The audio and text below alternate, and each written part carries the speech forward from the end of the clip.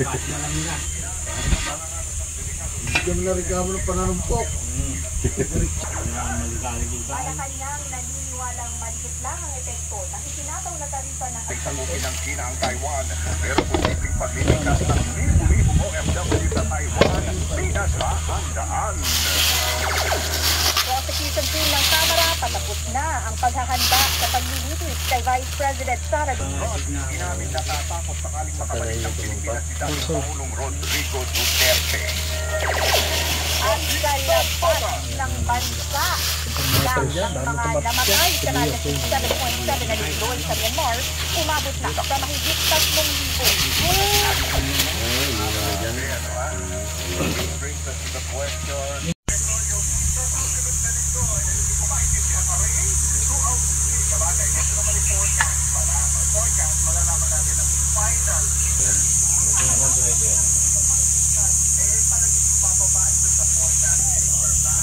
Ah. Hoy. Kaya sawa? Oo.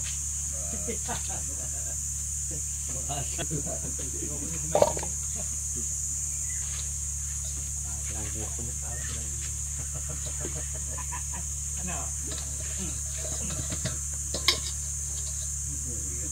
Bakal ang lagari. Kaya lagi lagari bakal.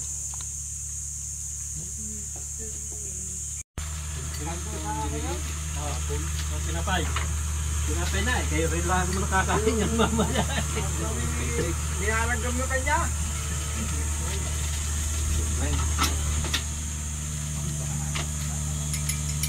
Ayun rin mo. Yung pambumba. Yung pangkol. May siyang isa noon. May libo din. Oo. Hindi ko ba pinakit? Baka makain eh.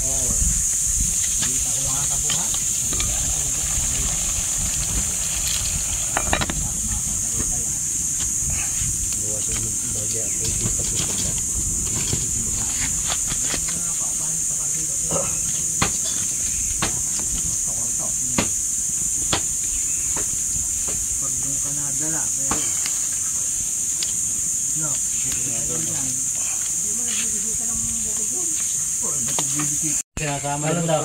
Hindi nasama. Hindi ko pinasama yun. Baka ako yung madali. Dulo sa bahay. Kaya lang pupunta rin yung... Kaya lang po kanya, doon nakapangkat yung isa. Nandun sa may siyang 3-in-1 yan. Doon sa panagpun niya. Malayo na. Hanggang ko anak ko eh, gabi nakawan. Kanino daw? Kaya din yung ibang ilista. Ang kanya, tinatanong ko yung asawa ko, hinahabilin din. Ay sabi ni Kuwano, huwag naman ikat, baka salaulain mo lang. Sabi ni pagka nakarating ka doon sa may ipil ng mataas na yun. Ito niya yung panay lang mainam yung kuwan. Oh. Muna daw. Unahan muna daw natin mga bato. Ha? Unahin muna na daw natin mga bato. Ang ginagawa ng mga mamalinting.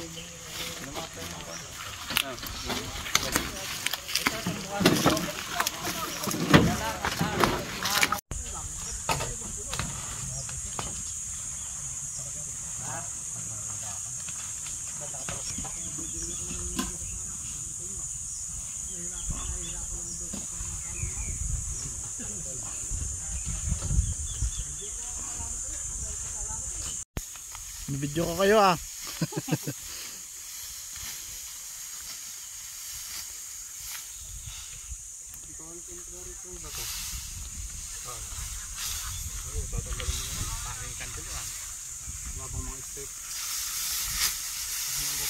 Apat na sabog na bunot ko.